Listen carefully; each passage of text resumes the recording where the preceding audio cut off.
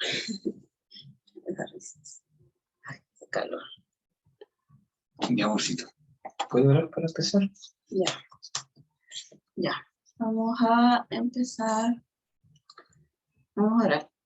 Señor, te damos gracias por reunirnos nuevamente, por tu fidelidad que es grande, que es inmensa, Señor. En realidad no podemos comprender tu mente, Señor, pero tu corazón es tan alto, Señor, en amor, que excede todo entendimiento humano. Y es por eso, Señor, que nos tienes aquí, que hoy estamos aquí. Bendecimos tu nombre, Padre, y te entregamos nuestro corazón, nuestras vidas, nuestra alma, nuestras preocupaciones, los afanes, las ansiedades, Señor, las penas, las tristezas. Todo lo devolvemos a ti, Señor, porque tú dices que podemos descansar en ti, que podemos echar todo yugo sobre ti, Señor. Te pedimos que nos ministres en este día, en este culto, Señor, que tu presencia se haga manifiesta aquí, en las casas donde estamos reunidos, y comience, Señor, a través de la obra del Espíritu Santo, a renovar, a transformar nuestros corazones. Te pedimos perdón, te pedimos que nos limpies, Señor, de toda maldad, de toda mancha. Somos polvo, Señor. Fallamos a cada rato, pero sabemos que en ti podemos hallar misericordia y gracia. Te entregamos, Señor, todo nuestro ser, sabiendo que somos débiles, somos flacos muchas veces en fe, pero en ti, Señor, somos más que vencedores.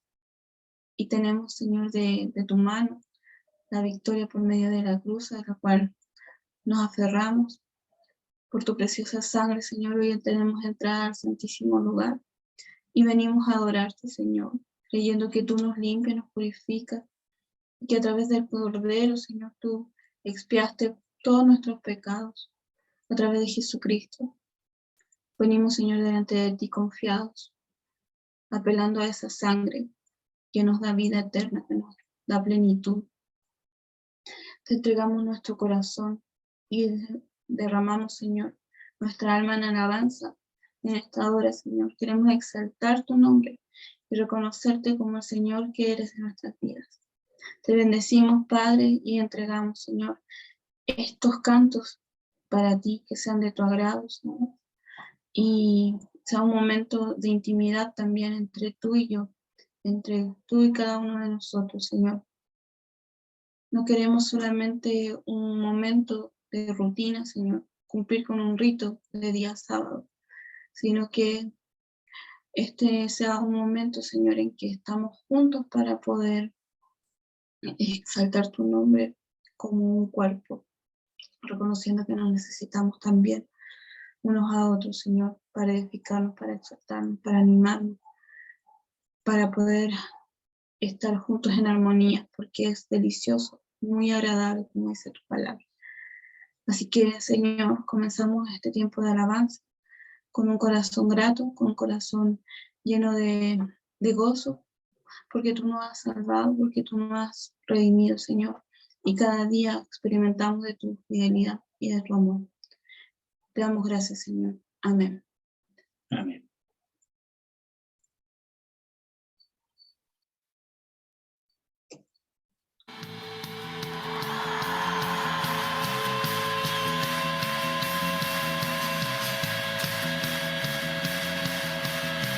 Todo el que tenga un Dios poderoso de un grito de júbilo.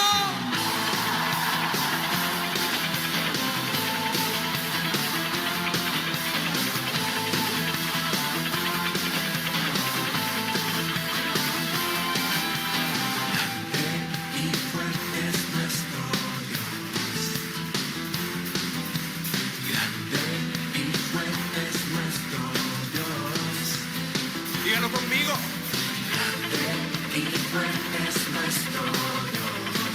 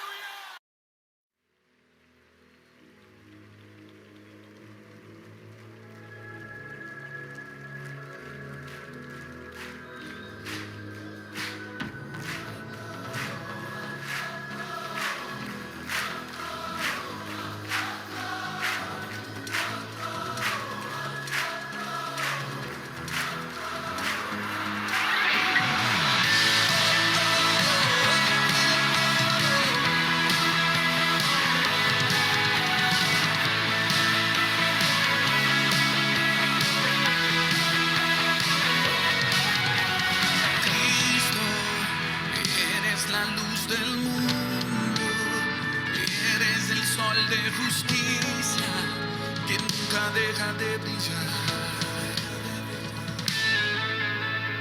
Cristo, tu luz no avergüenza, tu luz nunca condena, solo muestra tu gloria. Tu gloria, esta generación se expone a tu luz y cada nación responde a tu voz.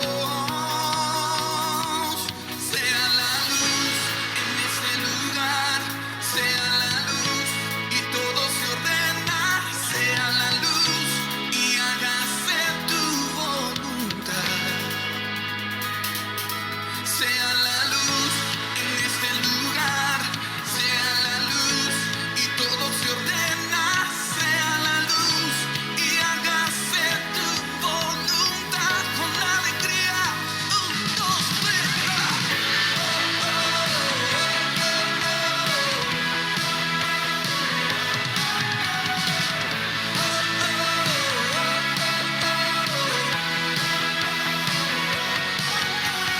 Cristo, eres la luz del mundo, eres el sol de justicia que nunca deja de brillar.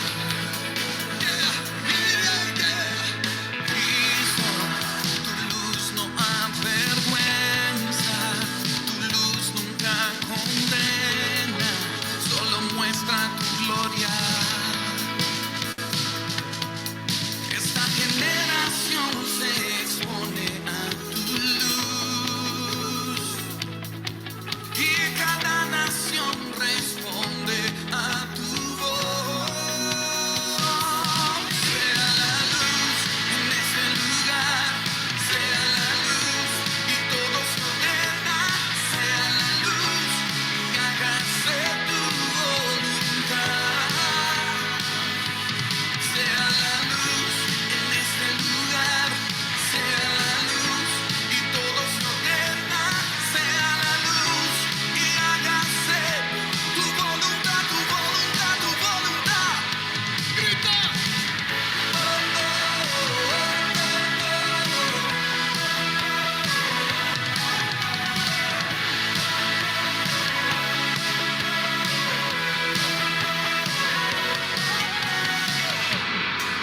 Cuando Dios dijo sea la luz, la tierra estaba desordenada y vacía. Y el Padre estaba introduciendo a Cristo, que ordena todo y que llena todo vacío. Y lo mismo pasa cada vez que declaramos que Cristo hace todo nuevo. Cada vez que decimos de algún lugar sea la luz, comienza a venir orden, comienza a venir la llenura, comienza a haber plenitud, plenitud. Levante tus manos, levante tu voz y comienza a declarar sea la luz en mi casa, sea la luz en mi mente, sea la luz en mi nación, trayendo orden, trayendo vida, trayendo plenitud. Y me acuerdo de Efesios 5:14. Despiértate tú que duermes, levántate entre los muertos y te alumbrará Cristo. Dios está despertando a los que estaban adormecidos, los que estaban distraídos. Los llamamos a la luz, los llamamos a la luz, los desenfocados, los que estaban perdidos. Y aún, levántate entre los muertos, los que estaban separados de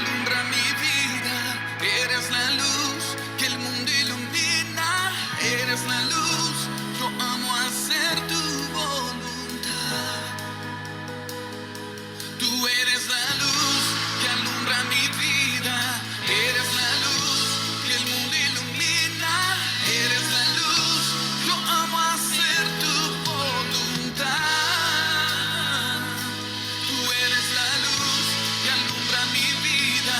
Eres la luz que el mundo ilumina. Eres la luz, yo amo hacer tu voluntad. Eres la luz que inunda mi vida.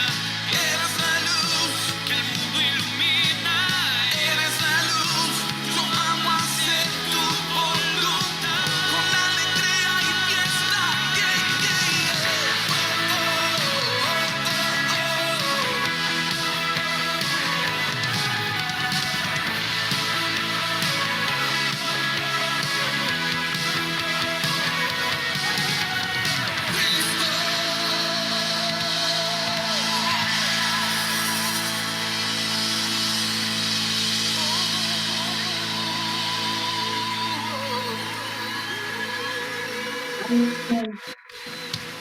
Jesucristo, luz del mundo, Hasta ahí nomás. justicia, brilla en mí, Jesucristo, luz del mundo, sol de justicia, danzamos en tu presencia.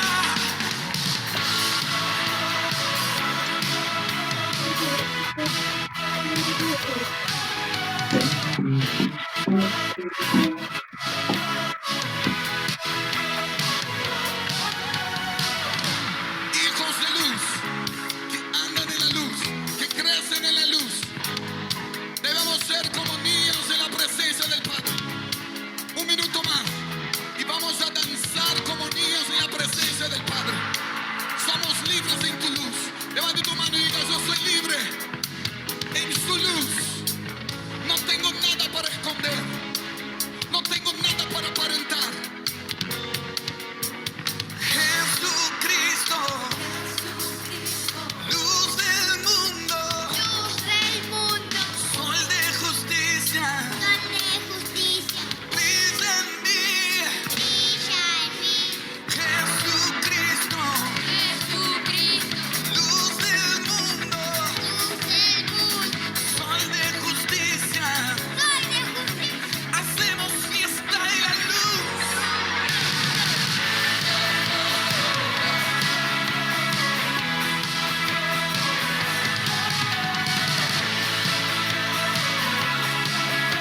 Más alto, más alto, más alto.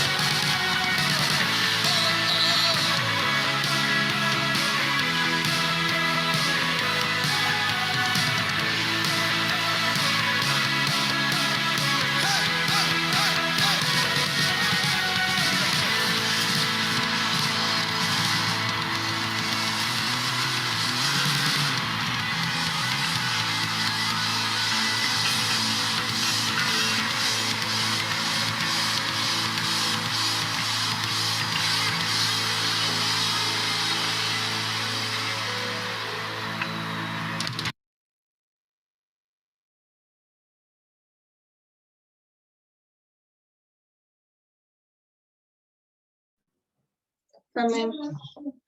Así como declaramos en la última alabanza, que dejemos que en este día y todos los días el Señor ilumine nuestras vidas y llegue la luz de Cristo a ordenar nuestro interior, a limpiar nuestra mente, a hacer todo nuevo, a renovar cada rincón de nuestra habitación, que necesitamos tanto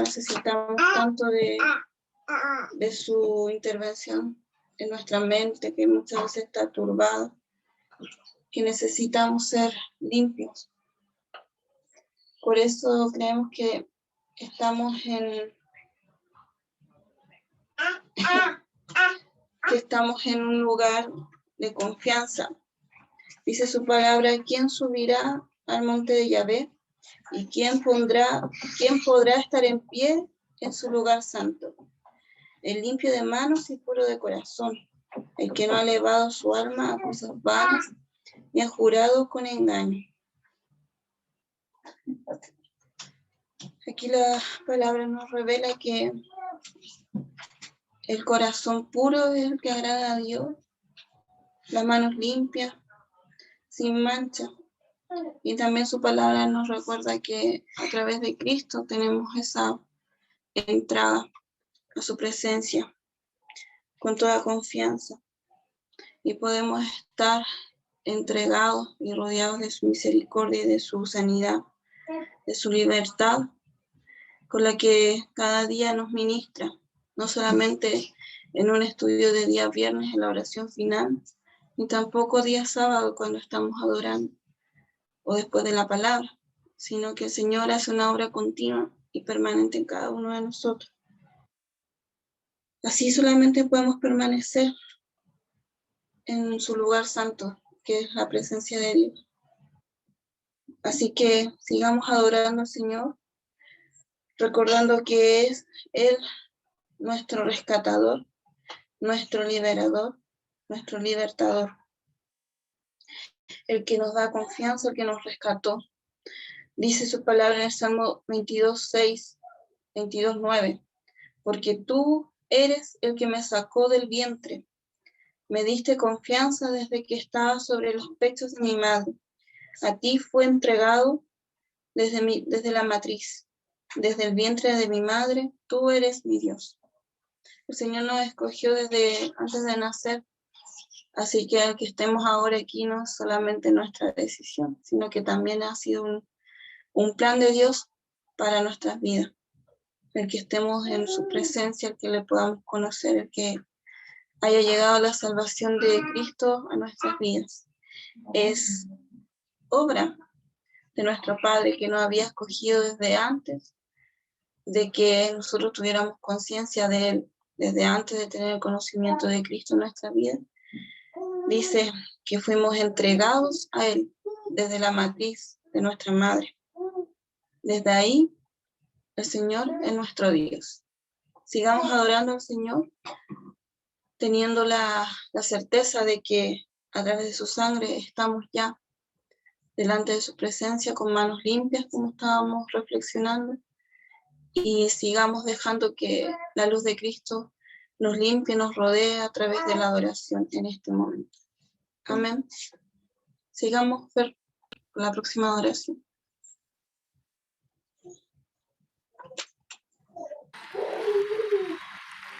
Y cada vez que miro la vida de Daniel, de su esposa Shari, de sus preciosos hijos, veo cuán fiel es Dios. Y queremos compartir esta canción con ustedes, que sea de bendición a sus almas tanto como la nuestra.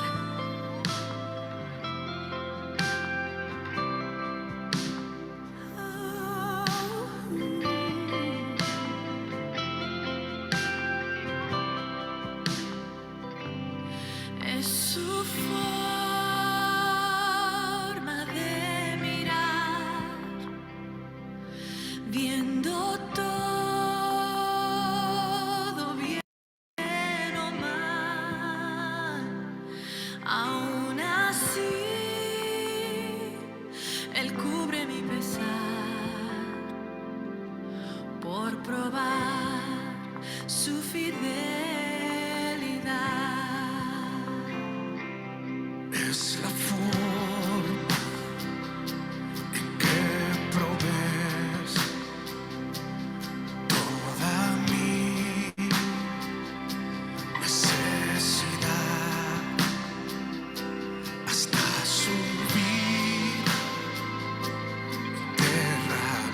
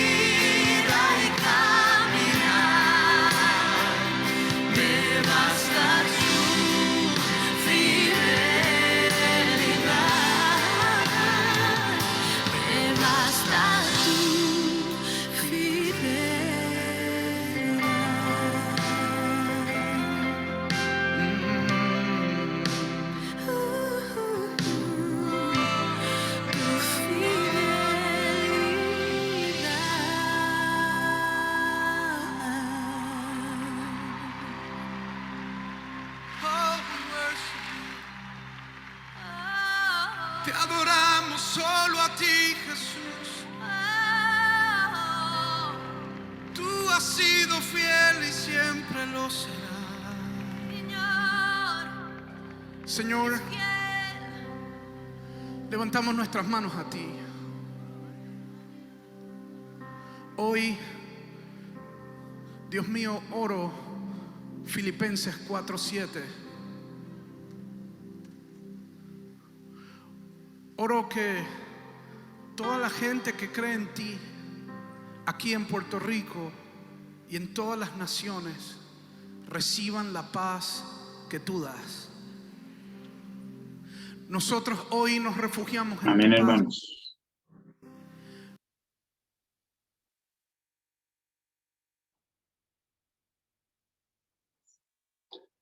Amén. Vamos a orar. Yo le voy a pedir a Franco si puede orar por la palabra, para que Dios nos hable y para que Dios me use. Señor, te damos las gracias por hoy estar aquí reunidos, Señor. Realmente te bendecimos, Señor. Damos gloria a tu nombre, Señor. Gloria a ti, el Padre que eres sobre nosotros, Señor. Te damos las gracias por ese amor inmerecido que nos das diariamente, Señor. El perdón también inmerecido que provees a nuestras vidas, Señor, a nuestros cercanos. Por aquellos que atraes, Señor, a tu iglesia, Señor, a tu rebaño. Esa oveja perdida que siempre estás buscando, Señor, que aún a nosotros que estamos aquí nos mantiene, Señor, con tu fidelidad, como bien decía una de las alabanzas, Señor. Tu fidelidad, Señor, en nuestras vidas ha sido enorme, Señor, y siempre seguirá siendo enorme, Señor, porque ese es tu amor por nosotros. Y te damos las gracias, Padre, por todo aquello que tú nos das, Señor, por todo aquello que tú estás provocando en nuestras vidas y toda aquella bendición que tú expandes en nuestros hogares, Señor. Tú expandes en nuestro mundo, Señor, que nos permite ser luz para aquellas personas que necesitan, Señor, aquella luz para encontrar un camino hacia la verdad, Señor, hacia ti, que tú eres la verdad innegable para todos nosotros, Señor, esa verdad que siempre va a estar ahí frente a nosotros, Señor, y que nosotros queremos seguir escudriñando, Señor. Gracias a ti, Señor, porque por ti podemos hacer esto, Señor, por ti podemos buscarte, Señor, y por tu amor es que podemos seguirte de la manera en que seguimos, Señor. Te pedimos perdón si hemos fallado, Padre. Te pedimos perdón si es que hemos caído, Señor, pero gracias a ti nos podemos levantar, Señor, y seguirte con todo nuestro corazón. Moldea nuestro corazón para que sea un corazón de discípulo, Señor, de siervo, para poder buscarte y añorar tu amor, Señor, para cada vez más estar más cerca de ti, Señor. Así que te damos las gracias por todo aquello que trae nuestras vidas, Señor, y hoy te pedimos, Señor, como congregación, que tú nos ayudes, Señor, a entender la palabra que nos quieres transmitir a través del hermano Eduardo, Señor, que tú abras nuestra mente, nuestros oídos, Señor, que tú aumentes nuestra comprensión, Señor, para poder entender todo aquello que nos quieres transmitir, Señor. Y te pedimos que a la vez tú trabajes en el hermano Eduardo, Señor, para que él pueda expresar de buena forma todo aquello que tú nos traes a nuestra vida, Señor, todo ese gozo, ese amor que nos quieres transmitir a través de tu palabra, Señor, que llegue a nosotros, Señor, y que nos llene, que llene al hermano, Señor, y que tu Espíritu Santo se apodere de su boca y de su mente, Señor, para que todo lo que piense, todo lo que hable sea de tu voluntad, Señor, y a la vez toda tu voluntad llegue a nosotros, Señor. Así que te damos las gracias por todo aquello que haces, Señor, por lo que seguirás haciendo, Señor, por aquellas promesas que nos has dado, Señor, porque gracias a ti es que estamos aquí, que somos lo que somos, Señor, y seguiremos siendo unos discípulos hacia ti, Señor, por el resto de nuestra vida. En nombre de Jesús de Nazaret. Amén.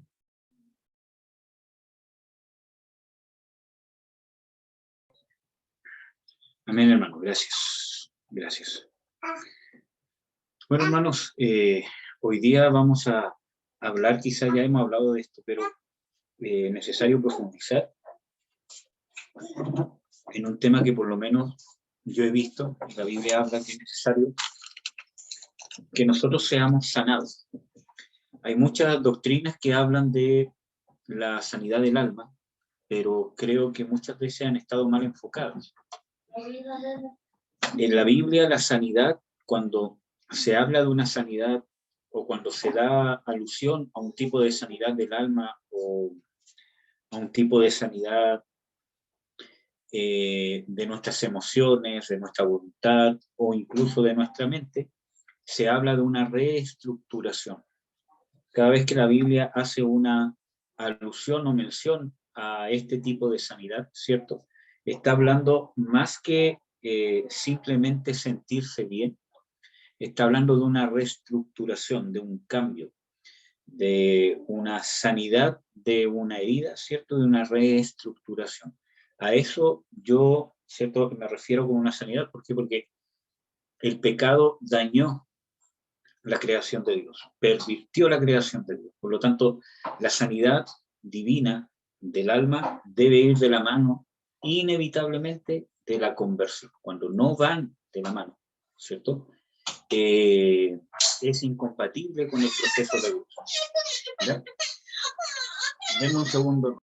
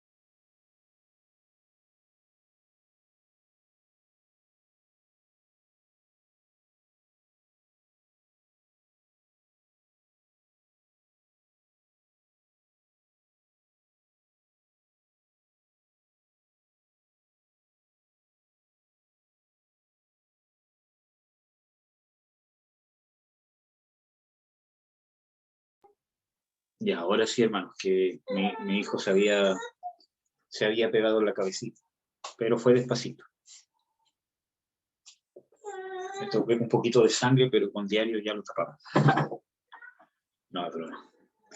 Ya, bueno, entonces estábamos hablando de la sanidad, que la sanidad divina muchas veces ha sido mal entendida y mal direccionada. Y en realidad la sanidad divina, ¿cierto?, tiene que ver con la transformación del corazón, con la renovación, ¿cierto?, con la conversión. Si la sanidad no va de la mano de la conversión, solamente va a ser algo superficial, algo que no trasciende, porque la sanidad divina parte del espíritu hacia el alma y hacia el cuerpo. Entonces, del espíritu se transmite hacia el alma, por lo tanto, no puede ser algo solamente que quede a nivel almático. Tiene que venir algo que conecte el espíritu con el alma y reordene, ¿cierto?, las prioridades, las emociones, la voluntad, la mente, ¿cierto? Y que encontremos esa sanidad en la parte espiritual, ¿cierto?, que habla de que Dios nos puede llenar esas heridas. O sea, Dios que habita en nuestro espíritu nos puede llenar esas heridas y esos vacíos. ¿Ya? Jesús, una de las partes principales de su ministerio junto con la liberación fue, como dice en Lucas 4, ¿cierto?, que habla cuando dice que el Espíritu de Jehová está sobre mí por cuanto me ha ungido, me ha enviado a sanar a los quebrantados de corazón, a pregonar la libertad a los cautivos, ¿cierto? Entonces habla, lo vamos a revisar para que veamos que habla 2 veces de sanidad y 2 veces de liberación. Y nosotros ya hemos visto de que la sanidad está ligada a la liberación y la liberación está ligada a la sanidad. Por lo tanto, parte de nuestro proceso de sanidad del alma va a ser que nos sometamos a liberación, que confesemos pecados, que demos, ¿cierto?, que podamos exponer ciertas áreas de nuestra vida para que puedan ser corregidas, para que puedan ser realmente direccionadas, para que puedan ser realmente, puedan tener luz de un consejo, porque muchas veces pasa que nosotros cuando nos convertimos, cuando no nos sometemos a un discipulado, y cuando hablo de un discipulado no hablo de necesariamente lo que se hace el día viernes, eso es una parte mínima del discipulado, ¿cierto? el discipulado en realidad es cuando somos formados, somos direccionados, somos aconsejados, nuestra vida es direccionada. Es muy similar el discipulado bíblico a una enseñanza paternal sobre otra persona, ¿ya? Entonces, cuando realmente nos sometemos a un discipulado, ¿cierto?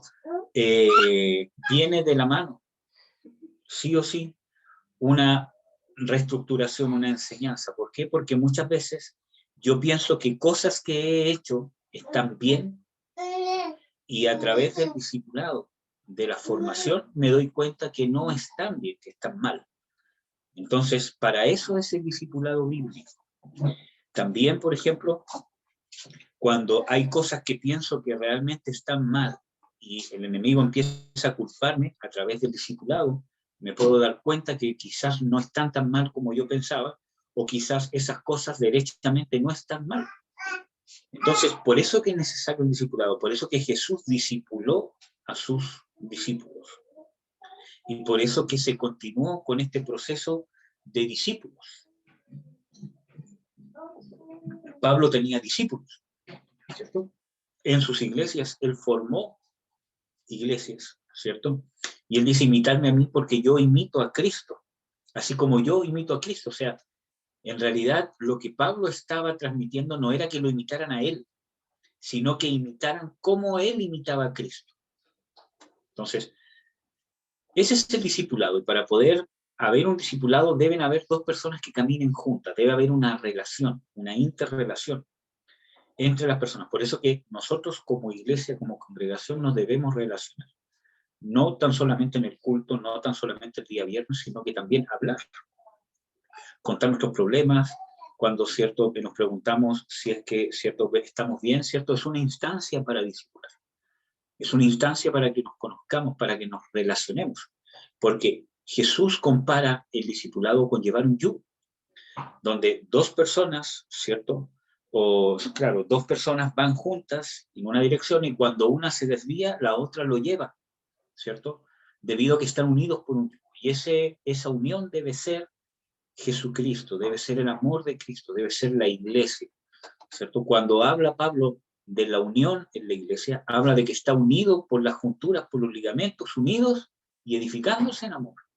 Entonces, está hablando de que la unidad, lo que nos mantiene ligado al cuerpo es el amor. Y el amor requiere tolerancia, requiere paciencia, requiere soportarnos, requiere perdonarnos, requiere trabajar por la unidad. En las Escrituras dice de que nosotros debemos trabajar por la unidad. Debemos ser personas activas en mantener la paz y en trabajar dentro de todo lo que esté a nuestro alcance para mantener la unidad espiritual, no una unidad carnal, sino una unidad espiritual. Entonces, necesitamos el discipulado, necesitamos discipular.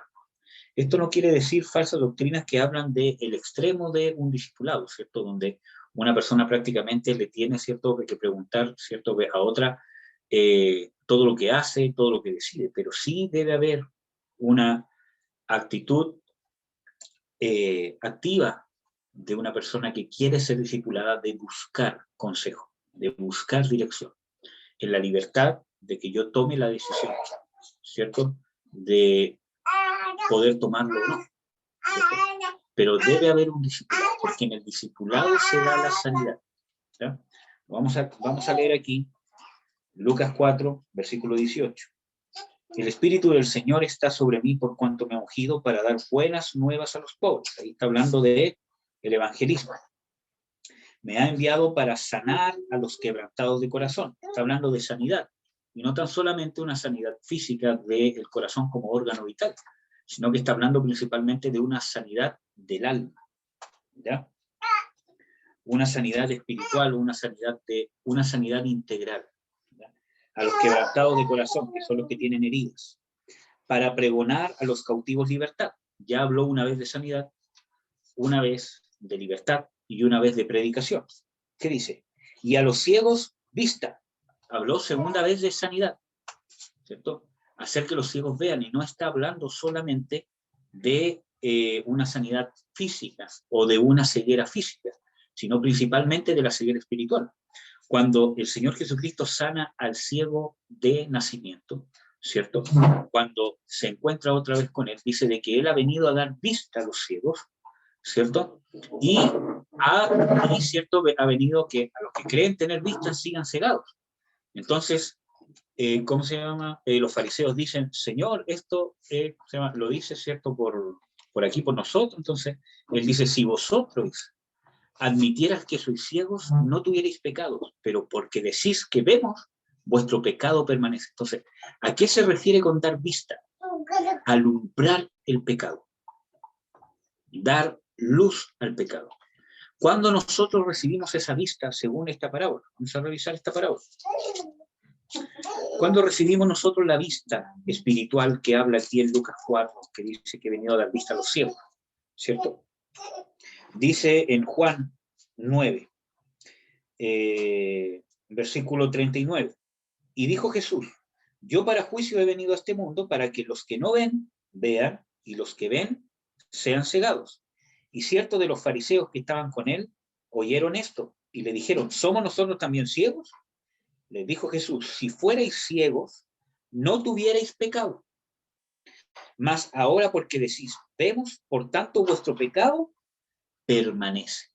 Cuando nosotros salimos de esta ceguedad, cuando nosotros admitimos que somos pecadores, en el momento que tú admites que eres pecador y recibes el perdón de Dios, cuando admites que eres pecador, recibes la vista.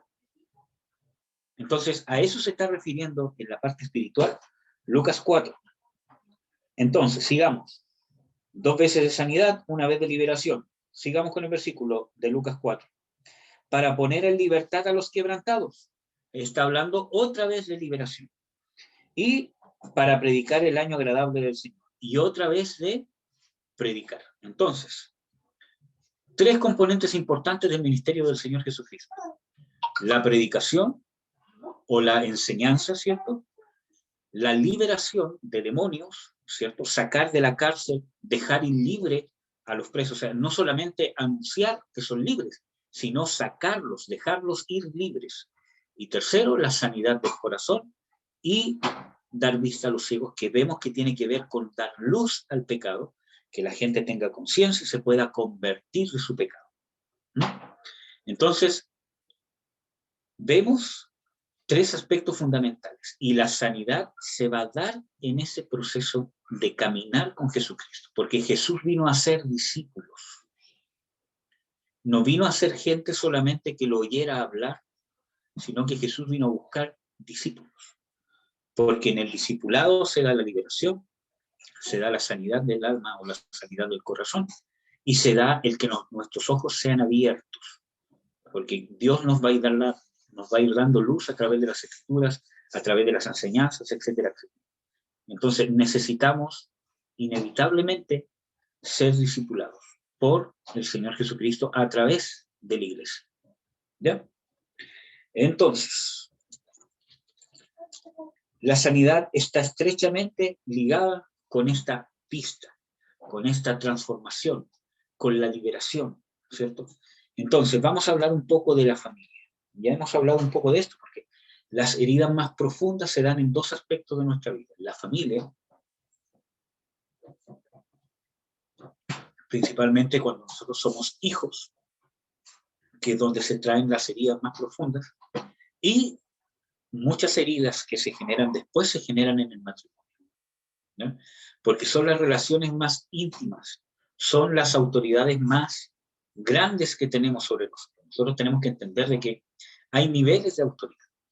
La autoridad de un esposo con la esposa es la autoridad más grande que tiene esa esposa. Y viceversa, la autoridad o la influencia más grande que tiene un esposo es la de su esposa, para bien o para mal. También cuando nosotros, antes de casarnos, cuando no estamos casados, la autoridad que tenemos sobre nosotros más grande, especialmente cuando vivimos en la casa de nuestros padres, son nuestros padres. Es mayor autoridad que el pastor, es mayor autoridad que el presidente, es mayor autoridad que el profesor. Entonces, debemos entender que como son las autoridades más profundas y más grandes que tenemos sobre nuestras vidas, eso quiere decir, ¿cierto?, Eso quiere decir que tienen mayor influencia para bien, o sea, las cosas buenas que hagan van a tener una gran trascendencia sobre nosotros, como las cosas malas que hagan con nosotros van a tener una gran relevancia y trascendencia sobre nosotros.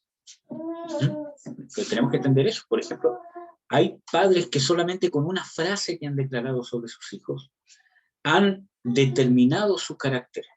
Por ejemplo, tengo una hermana mía, ¿cierto?, que una vez, cuando ella estaba muy chiquitita, se acuerda, ¿cómo se llama? Que mi mamá, ¿cómo se llama? Le dijo un día, le dijo, usted tiene que ser una mujer esforzada.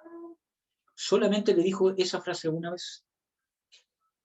Y desde ahí que eso fue tal el impacto que ella hasta el día de hoy se acuerda de esa frase que la ha impulsado a ser una mujer esforzada y ahora es una gran profesional, pese a todas las dificultades, ¿cierto? Y sacó su carrera y ahora tiene un muy buen trabajo. Entonces, esas frases, ¿cierto?, pueden trascender también como el otro aspecto, ¿cierto? Cuando un padre te dice eres inútil, eres aquí y allá. Yo tuve que recibir mucha sanidad y liberación de parte de Dios para dejar de creer que era un tonto. Porque desde muy chico siempre, ¿cómo se llama?, se me dijo que era un tonto o, ¿cómo se llama?, que no servía. Entonces, esas frases, ¿cierto?, cuando vienen de una autoridad que tiene tal trascendencia como un padre, marcan el carácter de nuestras vidas. Y a eso vino el Señor Jesucristo. ¿Ya? Bueno, sigamos. Entonces, la familia. Vamos a ir a Génesis al principio para ver cómo Dios instituyó al principio la familia.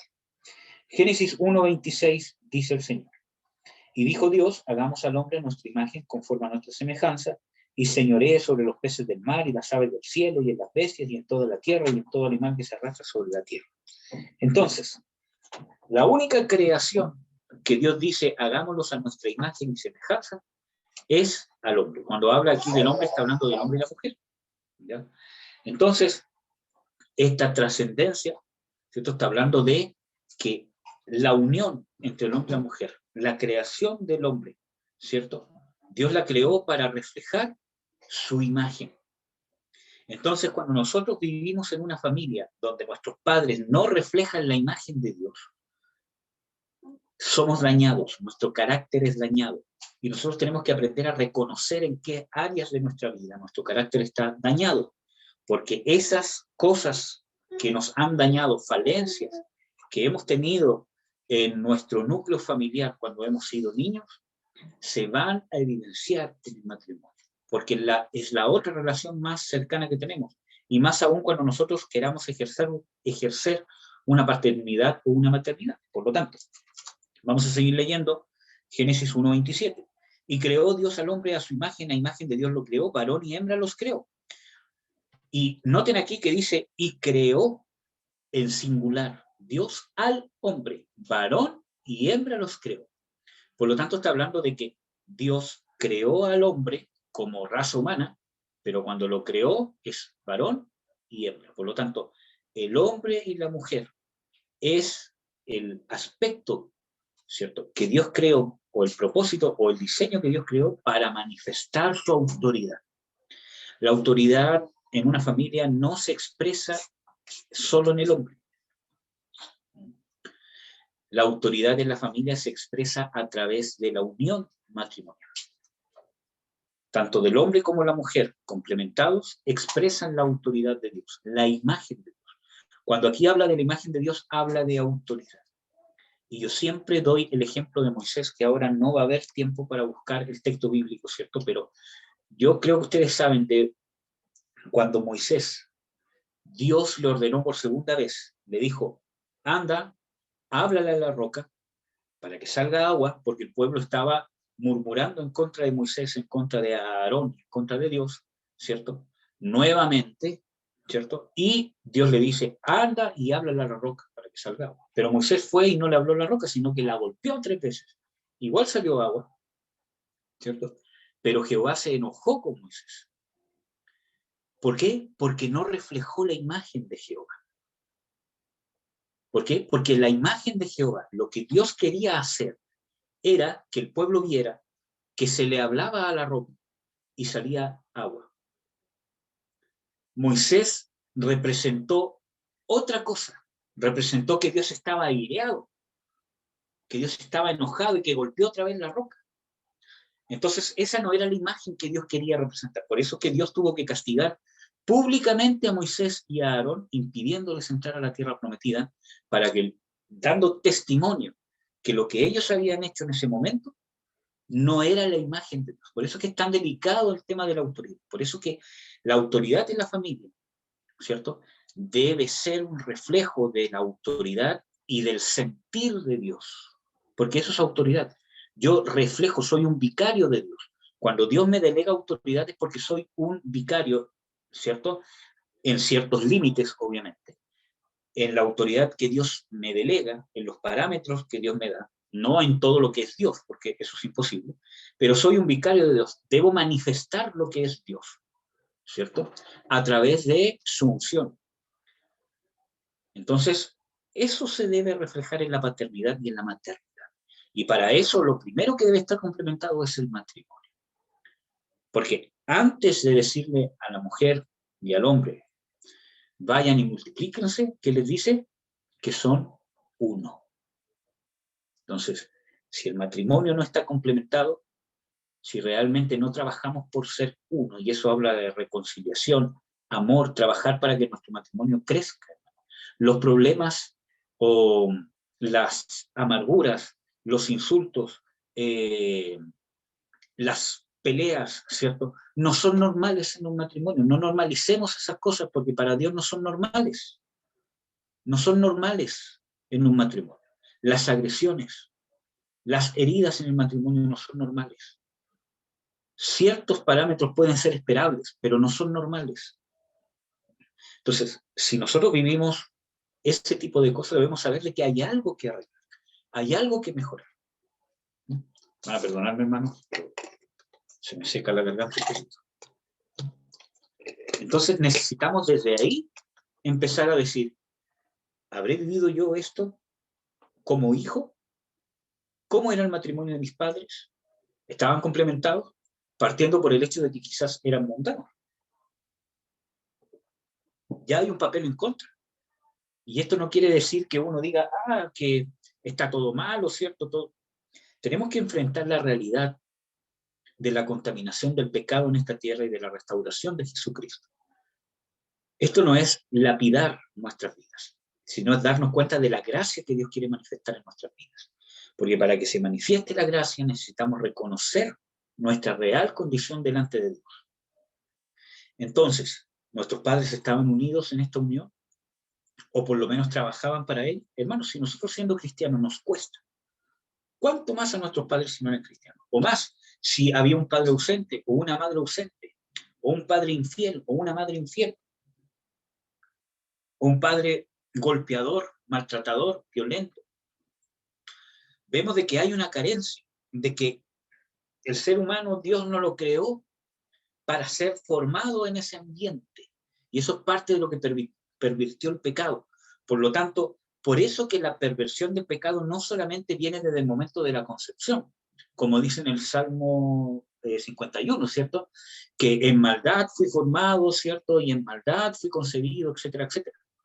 Sino que realmente hay una perversión porque el carácter se deforma. O sea, ya una persona nace con una naturaleza pecaminosa tendiente al pecado y en el ambiente el que es creado, ¿cierto?, es propicio para que ese pecado florezca. Por ejemplo, como todos ustedes saben, yo tengo un hijo, ¿cierto? Y es increíble de que a un niño no hay que enseñarle a desobedecer para que desobedezca. No hay que enseñarle a hacer lo malo, porque viene innato en nuestra naturaleza. Y no hablo de cosas, ¿cierto?, perversas ni cosas así, ¿cierto? Pero al niño, para poder criarlo como una persona de bien, hay que enseñarle a hacer lo bueno. Incluso las escrituras hablan de eso, ¿cierto? Entonces, Y ahí vemos parte de la naturaleza pecaminosa que está en nosotros, que nosotros debemos ser enseñados en hacer lo bueno, pero hay algo innato en nosotros que nos hace tender al mal. ¿Ya? Nosotros ya, ¿cómo se llama? Sabemos y comprendemos qué es eso, ¿cierto? Nuestra naturaleza vendida al pecado.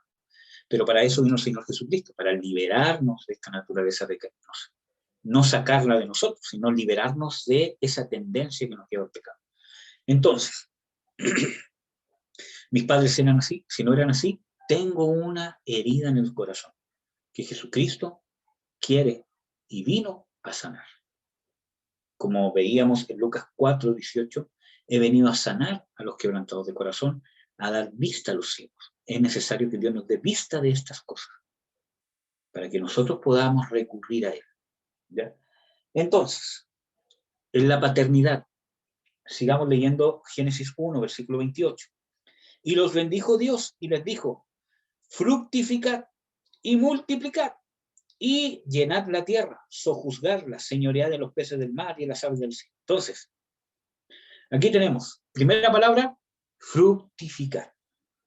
Y este tema es importante porque el matrimonio es para fructificar, es para dar fruto. Ahí no está hablando necesariamente de tener hijos, porque después dice multiplicad y llenad la tierra. Ahí está hablando de tener hijos, ¿ya?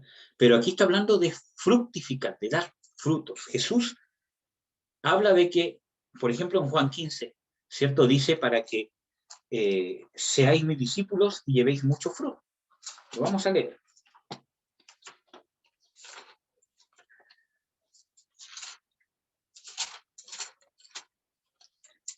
Juan 15. Versículo 3. Ya vosotros sois limpios por la palabra que os he hablado. Primer paso, la palabra nos limpia. Bueno, vamos a leer desde el versículo 2. Todo pámpano que en mí no lleva fruto, le quitará, y todo el que lleva fruto, le limpiará, para que lleve más fruto. Ya vosotros sois limpios por la palabra que os he hablado. ¿Cómo nosotros fructificamos? Cuando somos limpiados por la palabra. Por eso que es sumamente importante escudriñar las Escrituras, estudiar las Escrituras, aplicar las Escrituras, preguntar sobre las Escrituras. No necesariamente temas, ¿cómo se llama?, teológicos, sino cómo se aplica este versículo bíblico a mi vida. ¿Estará bien lo que yo estoy haciendo o lo que yo pienso a la luz de este versículo bíblico? Y eso es parte del discipulado y para eso están los ministerios, para darnos luz, ¿ya? Ya vosotros sois limpios por la palabra que os he hablado. Estad en mí y yo en vosotros, como el pámpano no puede llevar fruto de sí mismo si no estuvierais en la vid, así ni vosotros si no estuvieseis en mí. Segundo, estar en Cristo, estar siguiendo a Cristo. Jesucristo en los versículos que siguen dice, estad en mí como yo estoy en el Padre, porque yo estoy en su amor. ¿Y cómo? Porque guardo sus mandamientos. Entonces, no solamente la palabra nos limpia en el momento de estudiarla, sino que tiene un efecto en nuestras vidas. Cuando nosotros empezamos a guardar las Escrituras en los momentos difíciles, donde todo el ambiente, todo nuestro interior nos lleva a no guardar ese mandamiento, ¿cierto? Cuando nosotros lo guardamos, ¿cierto?, permanecemos en Cristo. Y eso nos hace llevar fruto, limpios y permanecer, que es guardar los mandamientos. Sigamos al versículo 5. Yo soy la vid, vosotros los pámpanos, el que está en mí y yo en él, este lleva mucho fruto, porque sin mí nada podéis hacer. El que en mí no estuviere será echado fuera como mal pámpano, etcétera, etcétera. Versículo 7, si estuviereis en mí, mis palabras en vosotros, pedid lo que quisierais y será hecho. En esto es glorificado mi Padre, en que llevéis mucho fruto y seáis así mis discípulos. Característica de un discípulo, llevar fruto. Yo les he hablado de que el matrimonio es para discípulos, porque habla, ¿cierto?, de una imitación de Jesús.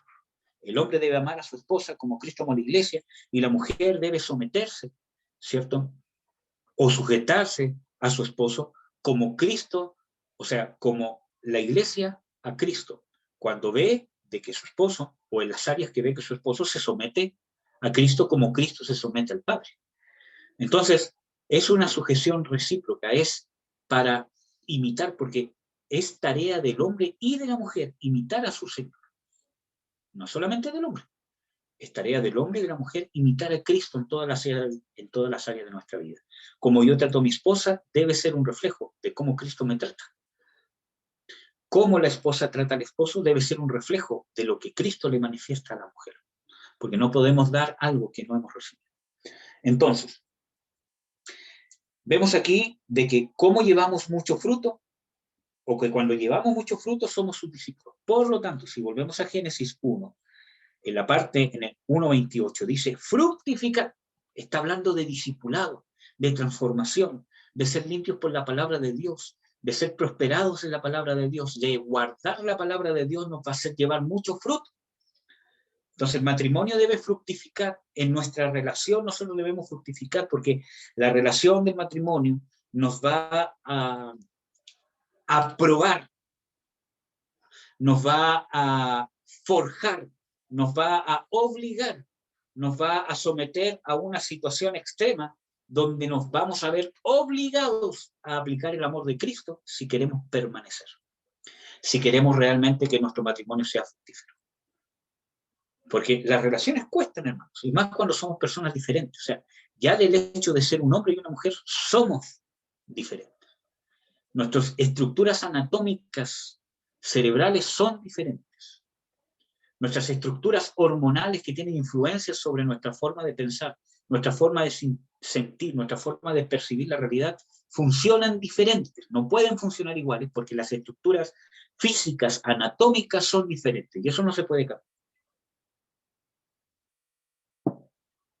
Entonces somos diferentes.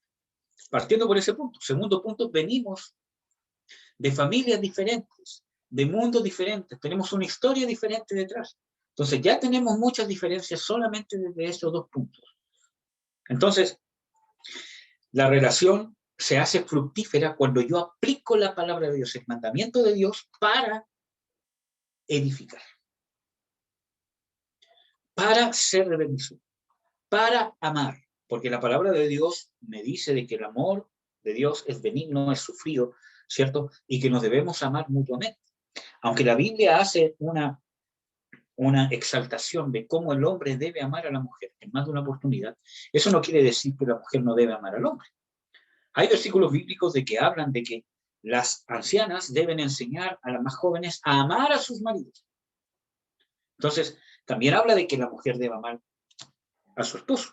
Y sin contar el segundo mandamiento más importante que dice que amarás a tu prójimo como a ti mismo. Y ese mandamiento nace del mandamiento de amar a Dios sobre todas las cosas. Entonces, cuando yo amo a Dios sobre todas las cosas, ese amor que tengo con Dios de guardar su palabra me va a llevar a amar a mi prójimo. Y mi prójimo más cercano es mi cónyuge. No hay otro prójimo más cercano que no sea el cónyuge. Entonces, debemos entender eso. Entonces, ya desde ese mandamiento, que envuelve todos los otros mandamientos, como dice el mismo Señor Jesucristo, y Pablo también lo dice. Entonces, ese mandamiento ya me quiere decir de que yo debo edificar, debo amar, debo trabajar por el beneficio espiritual y divino de la otra persona, no por su beneficio carnal, no por satisfacer sus caprichos. Me dan un segundo, hermano. Disculpe, me está descargando el segundo.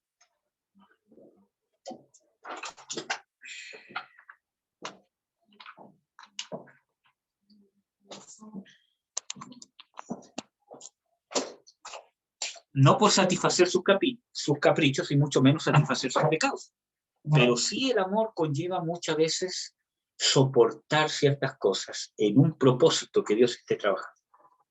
Entonces, tenemos que entender esas cosas, hermanos, para poder saber que necesitamos ser sanados. ¿Vimos esas actitudes en nuestros padres? ¿Vimos esas actitudes o tenemos esas actitudes en nuestro matrimonio? ¿Cómo estaba el matrimonio de nuestros padres? ¿Cómo se reflejó su paternidad sobre nosotros?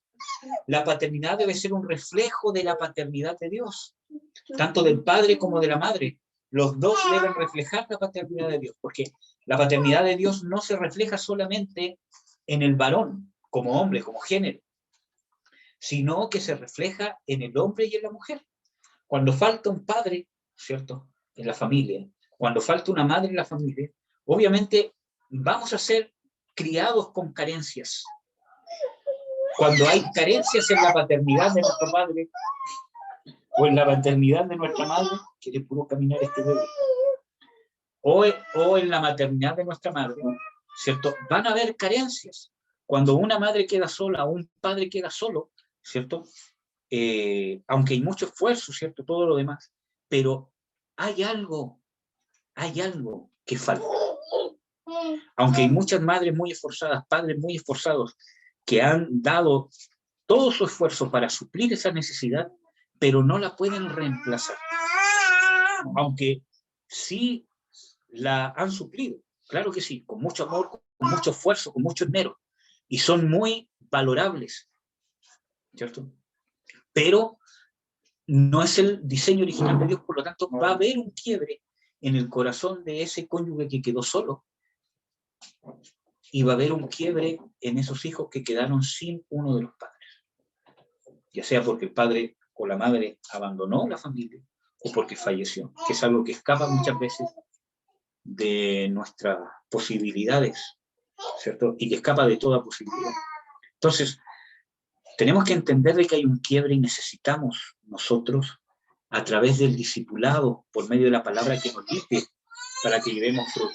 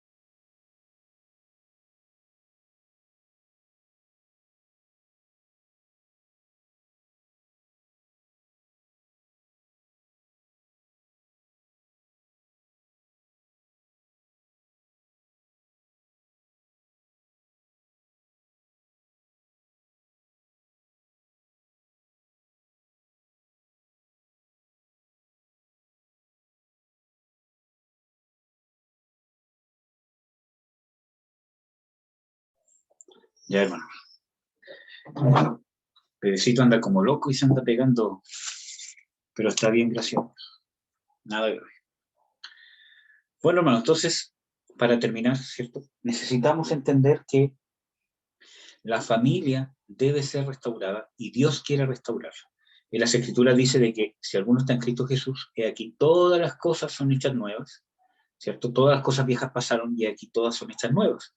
Y eso, aunque está hablando de nuevo nacimiento, ¿cierto? Pero también está hablando de que es necesario de que el proceso de discipulado, el proceso de conversión de nuestras vidas, el ministerio de Jesucristo aplicado a nuestras vidas a través de la iglesia y a través de nuestra relación personal con Cristo, debe provocar que las cosas viejas vayan pasando y que las nuevas vayan aflorando.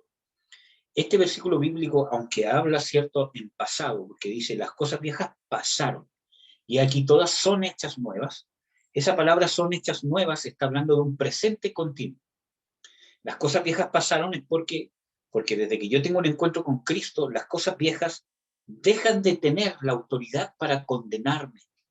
Y ahora hay una salida, hay una posibilidad, ¿cierto?, de que las cosas sean hechas nuevas. ¿Mm?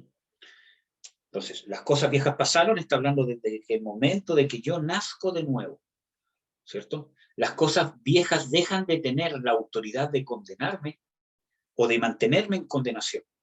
Y aunque muchas veces, cuando yo recibo a Cristo como Señor y Salvador, muchas de esas cosas viejas siguen estando en mí, pero ya no me llevan a condenación porque ahora hay una salida. Yo soy libre ahora de decidir si recibo la sanidad, la liberación, la transformación que el Espíritu Santo quiere hacer en mi vida. Y eso se llama proceso de regeneración, que lo hablan las Escrituras, que por medio del Espíritu Santo, el Espíritu Santo nos va regenerando, nos va transformando.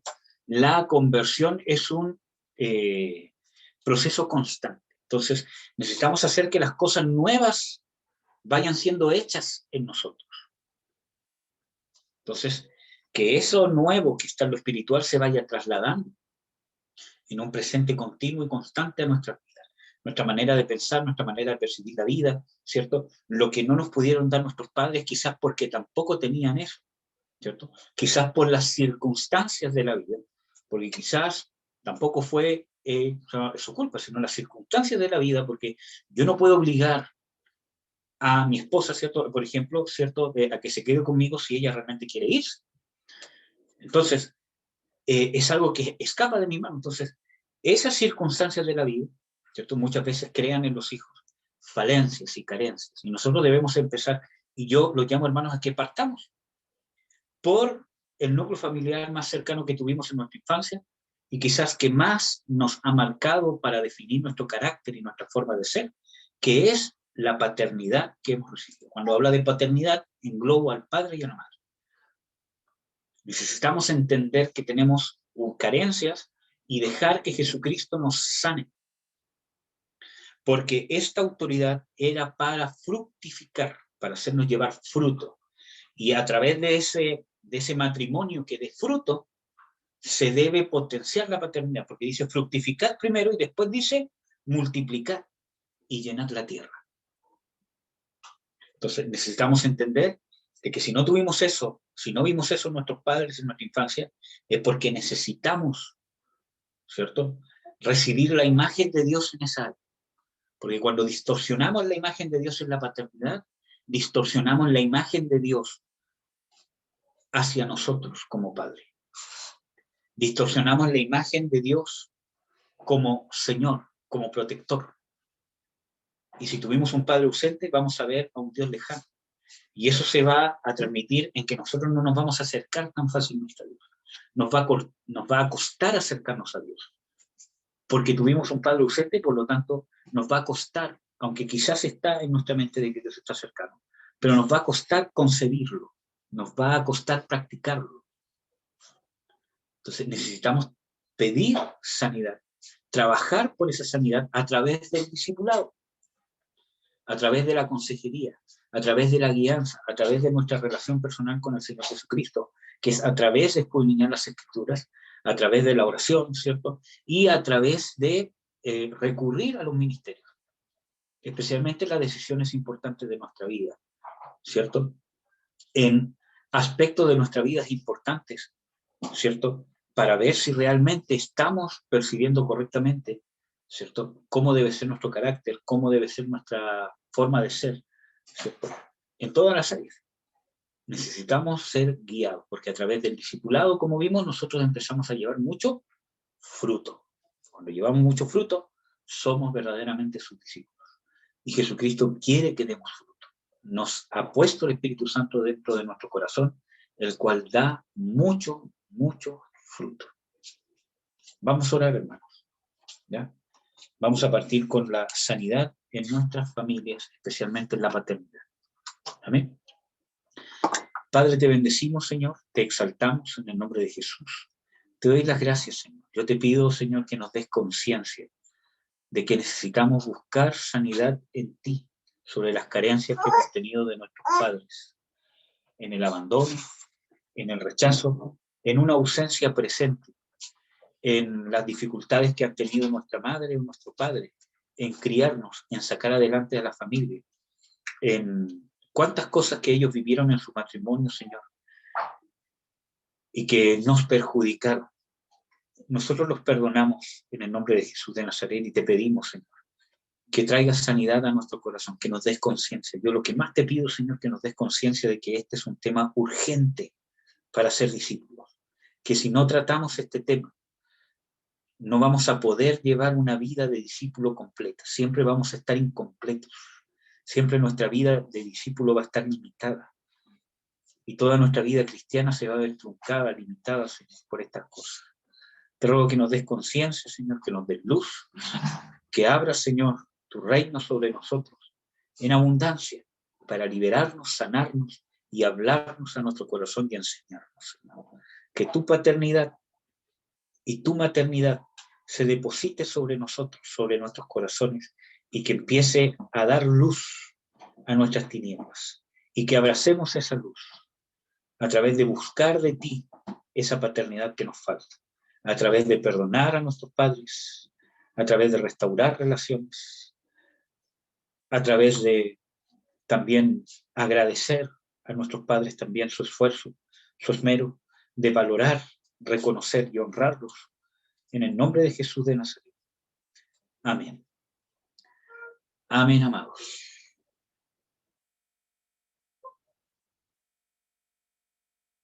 Amén. Amén, hermano. A ver si ponemos la otra alabanza. Amén. Amén.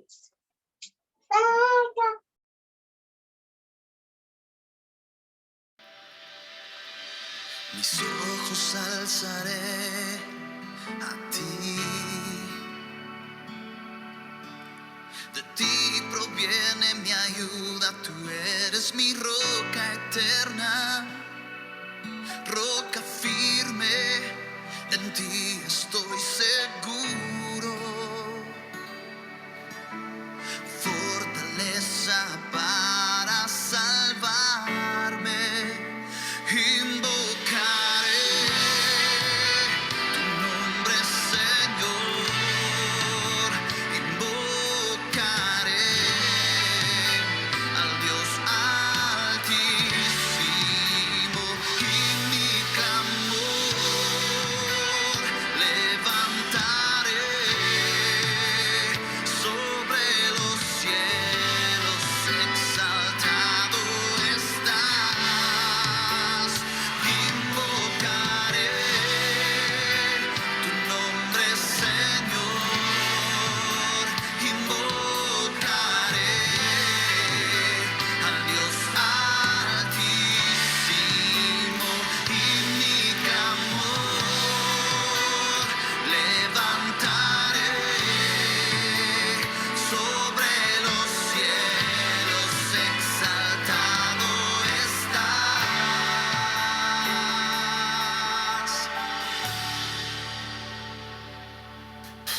Te amo, Jehová, fortaleza mía.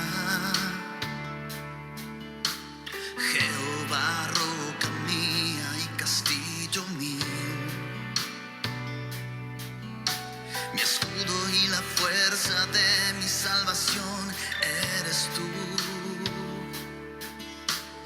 Mi libertador y mi alto refugio. Te amo, Jehová, fortaleza mía. Jehová, roca mía y castillo mío. Mi escudo y la fuerza de mi salvación eres tú. Mi libertador y mi alto refugio.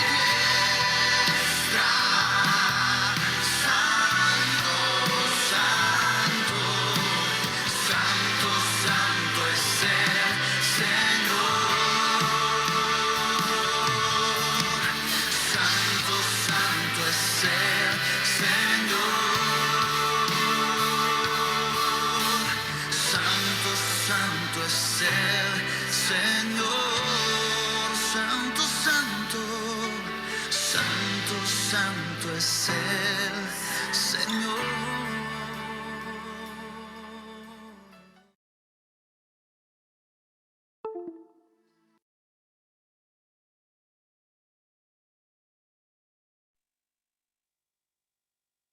Amén. Creo que no estamos grabando ya, ¿cierto? Podemos conectar nuestras cámaras.